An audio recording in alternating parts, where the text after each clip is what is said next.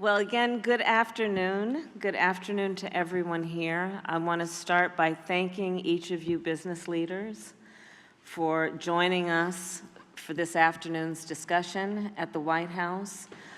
We have asked you to join us in this discussion because you are truly leaders, not only in the place where you live and work, but you are national leaders.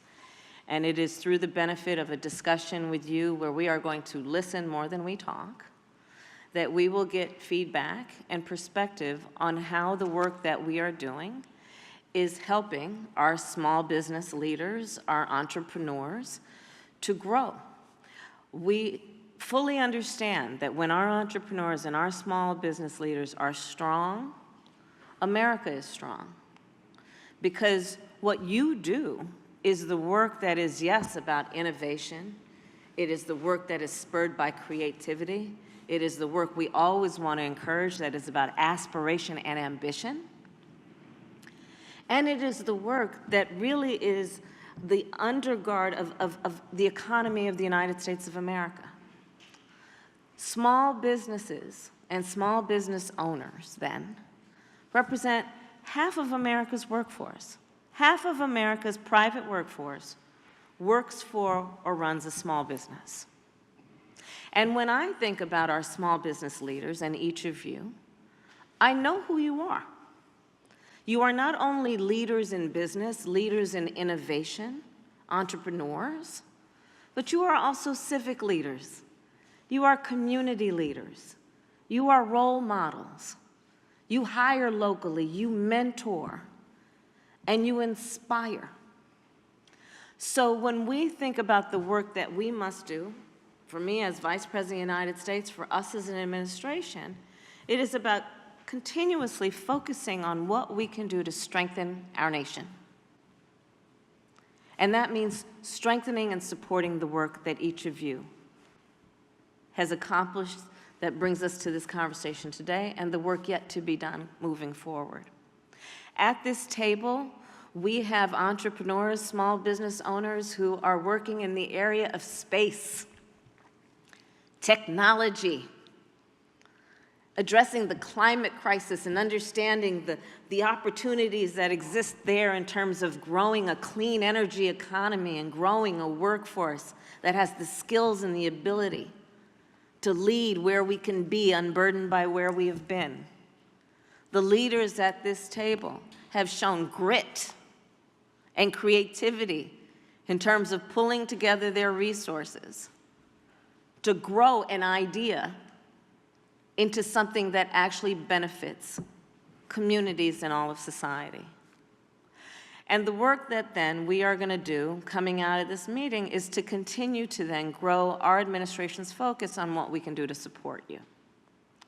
For example, when I was a United States Senator, I worked with some of the senators who were there at the time, and we got an additional $12 billion to go into our community banks, community lenders, CDFIs, understanding that financial institutions that are rooted in and run by folks who understand the community are best situated to understand the capacity of the community, the needs of the community, the mores of the community, and then to understand how to appropriately invest in the potential and the growth of a community. So we're going to talk a little bit about that, which is what can we do to strengthen the work that we have been doing with community banks in a way that it assists you to continue to grow. We're going to talk about the realities for any small business, including in particular small businesses owned by people of color, Black people, Latinos, Asians, others, in terms of some of the challenges that exist for anyone but are of a particular concern for our small business owners who are people of color, which is access to capital, access to markets, access to consumers, access. And what can we do to facilitate and better improve access so that you can then be out there to compete? Because if your product's good, you will be able to do that, but access to resources shouldn't be the obstacle between you being able to have what is necessary to compete in a fair way or not. To that extent, yes, we do talk about equity. We actually believe it is a good principle. In spite what some so-called leaders might try to suggest. We are proud of the fact that equity is one of our guiding principles.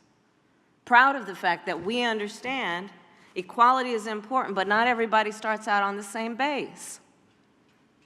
So it sounds like it might be right, everyone gets an equal share, and then they should compete, and the best thing will win. But that assumes everyone starts out on the same base. Equity takes into account that that may not be the case, but we want to give everyone an equal opportunity to compete and to not only survive, but thrive. So these are some of the guiding principles behind us coming together today.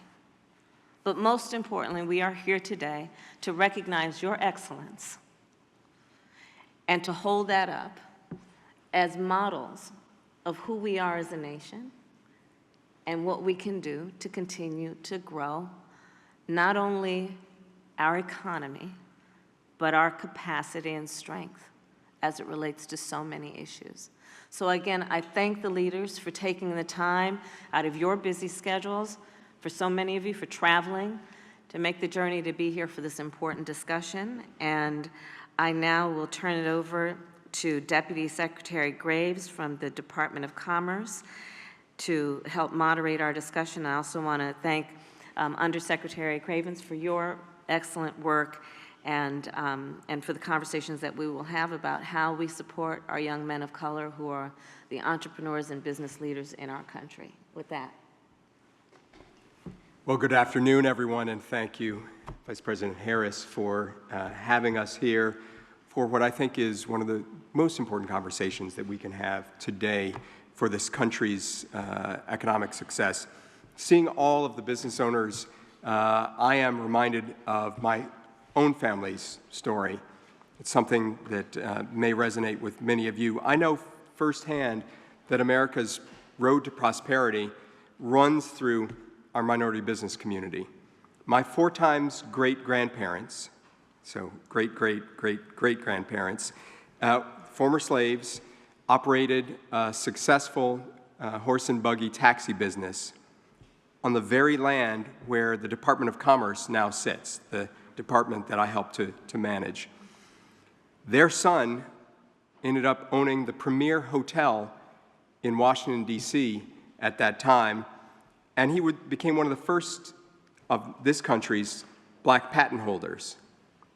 His wife operated a candy shop next door to their business. And Madam Vice President, I know you know the other parts of the story, but you may not know this part. Their son was the very first graduate of Howard University. You know. But their success story is an important reminder that in spite of what may seem like insurmountable odds when everything is stacked against you, minority-owned businesses are and always will be a part of this nation's economic success. Like many of you, I've started and run my own business, and I've also had my business, also like too many entrepreneurs of color, had my business fail as a result of lack of capital. That is all too common for entrepreneurs of color. And under the Biden-Harris administration, we're working to change that, thanks to the Vice President and the President's leadership. For instance, the Commerce Department has been committed to unlocking the economic opportunities for communities of color all across the country, not because it's some socially nice thing to do, but because it's important for the long-term economic success. Equity drives prosperity, not just for some of the country, but for the entire country as a whole. Providing aspiring entrepreneurs of color access to opportunity, to resources, to information, to entrepreneurial ecosystems, we're creating opportunities for women and men across the country that unleashes the potential for innovation, and we know will lead to growth that benefits all of us. So the Biden-Harris administration has done a number of things. We aren't going to go into all of that today. We can talk about that later. But I do want to call out one thing. It's given the Minority Business Development Agency, the only agency in the federal government created specifically to foster the establishment and the growth of minority-owned businesses in this country. It's given MBDA a permanent seat in the federal government, the first time in our history, empowering the agency to double in size and make historic investments that we know will expand the reach of the agency to communities that have not had that type of exposure and that support. Just last year, and I'm sure that Undersecretary Cravens will talk about this, MBDA launched $93 million capital readiness program grant competition, which is the largest of its kind in MBDA's history, to help minority and other underserved entrepreneurs to grow, to scale their businesses.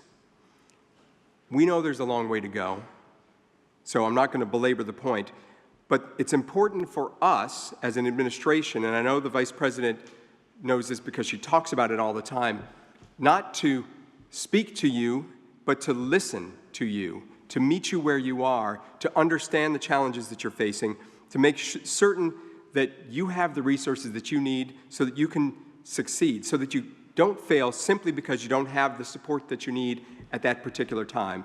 So that's why this conversation is so critical right now, not just for these business owners, but for so many across this country and for our long-term economic success. Madam Vice President, thank you so much for having me. I look forward to the discussion.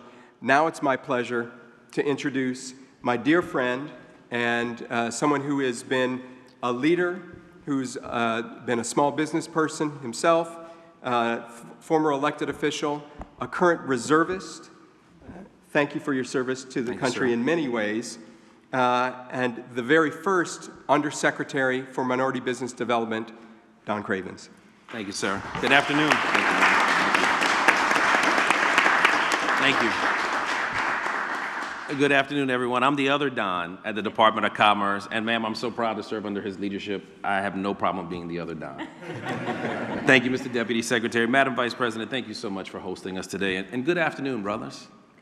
It is so good to see all of you. As the Deputy Secretary said, I'm Don Cravens, and I'm honored to serve as our nation's first Undersecretary of Minority Business Development at the U.S. Department of Commerce.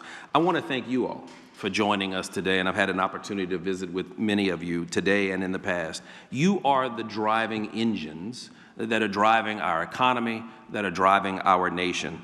For those of you who are not aware of the Minority Business Development Agency, we've actually been a temporary agency for 52 years or so. We were created in 1969 when brothers like Dr. King and Whitney Young were saying we want economic rights as much as we need social and civic rights. And so President Nixon created the agency, but we remained a temporary agency until this leader and President Biden in 2021 signed into law for the first time the Minority Business Development Act. And for the first time, it created a permanent agency whose sole purpose is the growth and global competitiveness of minority business enterprises in this country. And so, brothers and sisters, for the first time in our nation's history, as the Deputy Secretary said, we have a permanent seat at the table, at all of the tables. We're no longer in the folding chair, at the kiddie table on the side. We are here, and we're here with a permanent seat. The Minority Business Development Agency's mission is twofold. I talked about the first, that we have a national network of 88 business centers and grant programs that provide technical assistance and business support services to minority business enterprises. Second, we operate on a systemic level where we help our federal government partners in breaking down the barriers that have plagued so many of us in this room and our fathers and our mothers before us. We understand we have to remove those barriers in order to expand access to opportunities for businesses like yours. The last thing I want to tell you about, and the Deputy Secretary mentioned it, is a historic initiative that we just launched at the MBDA. It's actually the largest program of its type in the U.S. the Department of Commerce's history. It's called the Capital Readiness Program. And brothers, I need you to pay attention to this one. It's a $100 million program. It's the largest technical assistance grant program that we've ever launched. And through this program, we are going to add 40 or so additional incubators and accelerators to help you all scale your businesses, make your businesses more capital ready, and to ensure that you get to participate in all of the wonderful investment that we are making in our country through the infrastructure bills and all of the great things that are coming out. This is what it looks like when you lead with intention, brothers. And that is what this is all about. The first and the last step to accomplishing our mission is with conversations like the one we are having today. And the Vice President talked about this is not the ending, this is the beginning. Conversations with men and women of color, like you all, who believe in the American dream, and more importantly, who believe in themselves. MBDA is your agency. MBDA is your agency. Use us. Hold us accountable. I'm here to listen. The Vice President is here to listen. I know the Deputy Secretary is here to listen as well. And we will act and continue acting on your behalf. For decades, like an episode of Good Times, you young people don't even know what that is. They don't know what that is. We've been hearing, Madam Vice President, that help is on the way, help is on the way, and for too long and too often, help never comes or it comes just too late. Brothers, our commitment to serve with intention and with equity, as the Vice President said, it is real. That's why I'm proud to say that help is no longer just on the way. Help is here, and it's here to stay. Thank you, Madam Vice President. Thank you, sir. Thank you. So you will now moderate our conversation? Absolutely. Well, Madam Vice President, we're going to ask a few people to give some brief remarks about the types of issues that they're facing, the challenges that they're dealing with. So maybe I can turn to Deschanel. DJ Catlin, please. Don't mind. Oh, thank you. Thank you.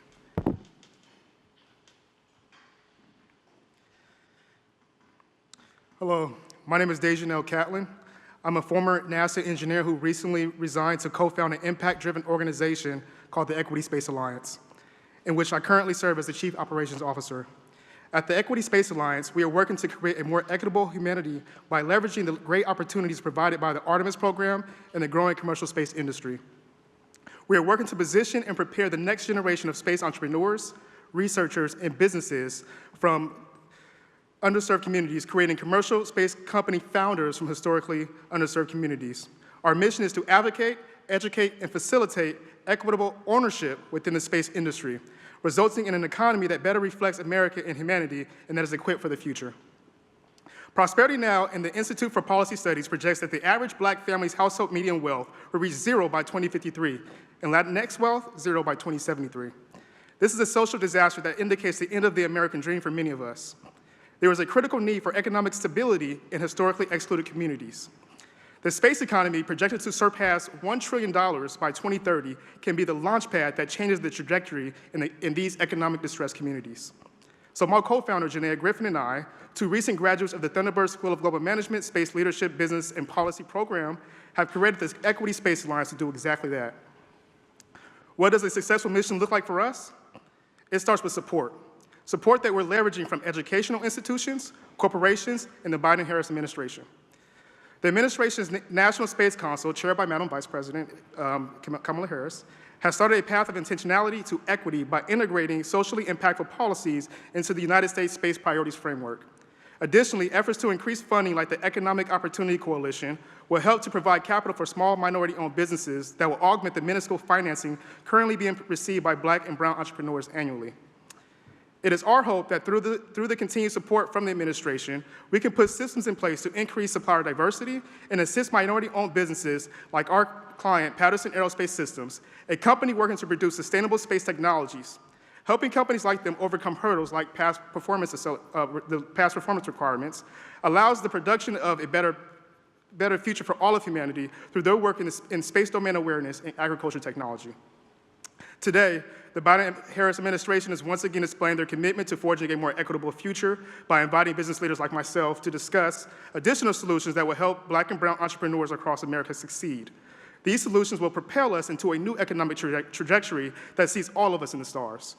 So on behalf of the Equity Space Alliance and minority-owned space companies nationwide, thank you to the Biden-Harris administration for the invitation, and we're looking forward to forging this new future together.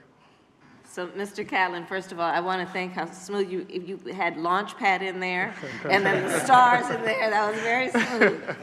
But you are right. I head the National Space Council. I'm very excited about what we're doing, and over the last few years in particular, as we have all noticed, the private sector's role in space exploration has grown exponentially.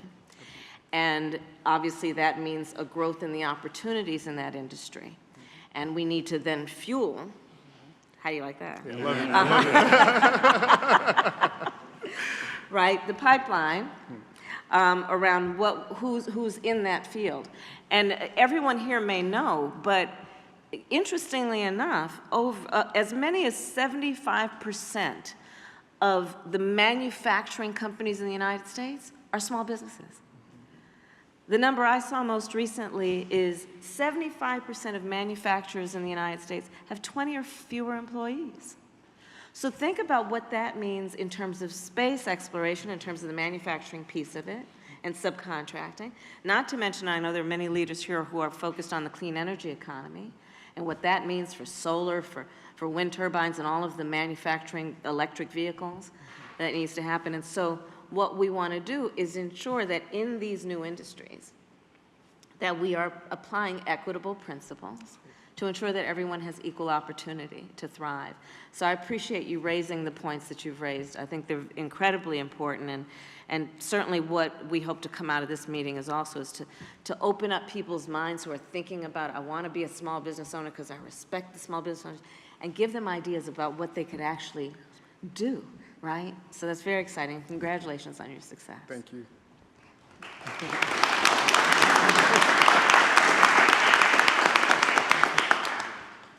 Madam Vice President, we'll turn to Chandler Malone from Boot Up next.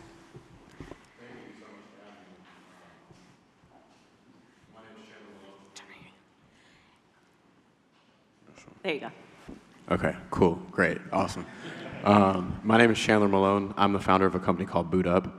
We help people get their first jobs in tech regardless of their academic or professional background. Since launching the company in December of 2020, we've helped over 2,500 people get their first jobs in tech for over $200 million in annualized salaries. 78% of those people are Black and brown. And the way that we do that is we work with enterprises like JP Morgan, Best Buy, Home Depot, just to name a few, to co-create curriculum with their teams so that they can upskill and reskill their retail workers for those tech roles. I also launched a venture studio called The Family, where we've invested in 10 Black and brown founders. The estimated market cap of those 10 Black and brown founders companies is at over $300 million. And really the goal there, it isn't just to amass wealth, by investing in these companies. Obviously that is, a byproduct. But the goal there is to be able to get these companies in a space where they aren't just raising angel capital, but they're raising institutional capital for their companies. Because right now we know that Black and brown founders raise less than 2% of the venture capital that's out there. And, over the past 6 months, it's been less than 1%. And so, really, really appreciative of the opportunity to be here. Really excited about what the future looks like, just as more new technologies permeate our society. There's going to be a huge opportunity for us to be able to play a bit of catch up by getting into these spaces, by getting into these industries, but it's incredibly imperative that we get into them now so that we don't get left behind even further. That's right. So yeah, thank you so much for having me. Thank you, and I appreciate the way that your business model, how you're thinking about it, because in a lot of these new industries, to your point, a college degree is not necessary to do the job. A high level of skills is necessary, and we also need to rethink how we have kind of given status, right, to a college degree versus not having a college degree, as opposed to also thinking about, well, what's the skill that's required, and give status to that, right? I will tell you as a personal kind of peeve, I don't like the term unskilled labor, because all work requires a skill, right? But on, in particular, the point that you're addressing around technology and by extension, space and climate, so many of these jobs really, if we started to also think about how industry, and that includes all of the leaders here, describe the job, as opposed to a fancy title or a degree, the skill that is necessary. So to your point around workforce development, we're then also sending signals to the educators, to the trainers, to the apprenticeship programs about what they should be training for, because these are the jobs that need to be filled. So you really are in front of where I think all of this has to go. I've been convening CEOs in our country and abroad. In Japan, for example, I've convened Korean CEOs and talking about just this point. Let's define the job based on the skill that's required, and then fill that up. So congratulations to you. Thank you. Thank you.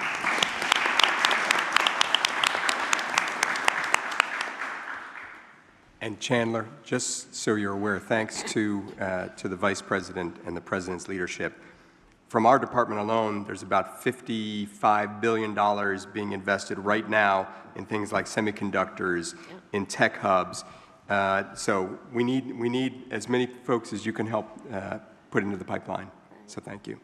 Let's turn to Brandon Blackwood next. Thank you. Hey guys. So just starting off, I get really nervous, so if I'm a little shaky, just like bear with that.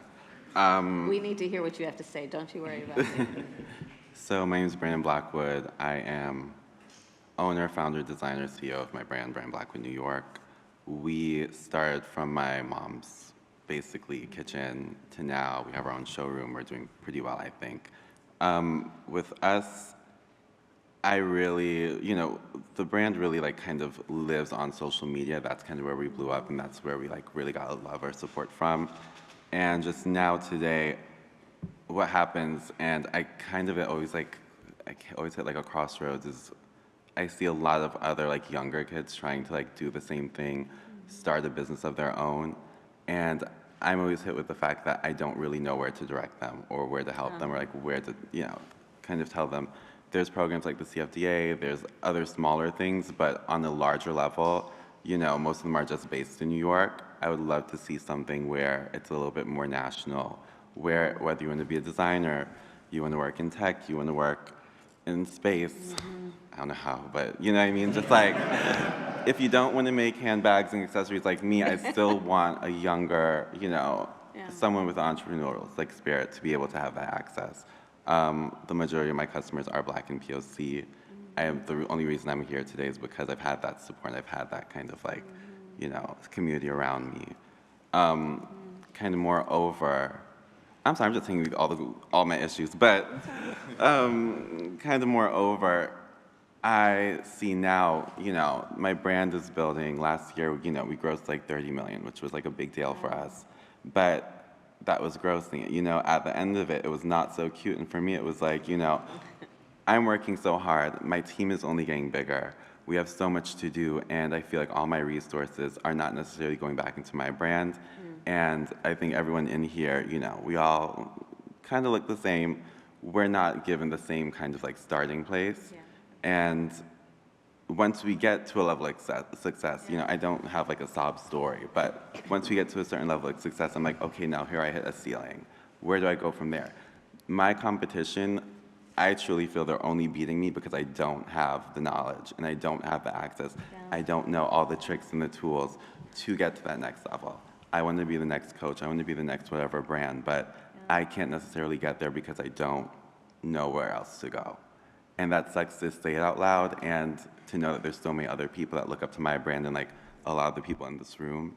So yeah, I just want to know like, ultimately, I hope I hear something from this, but basically, how do I pass that ceiling? How do we all, in our respectful like businesses, break that ceiling, continue? We're all here successful and like we're here for a reason, but how do we really compete with our competition?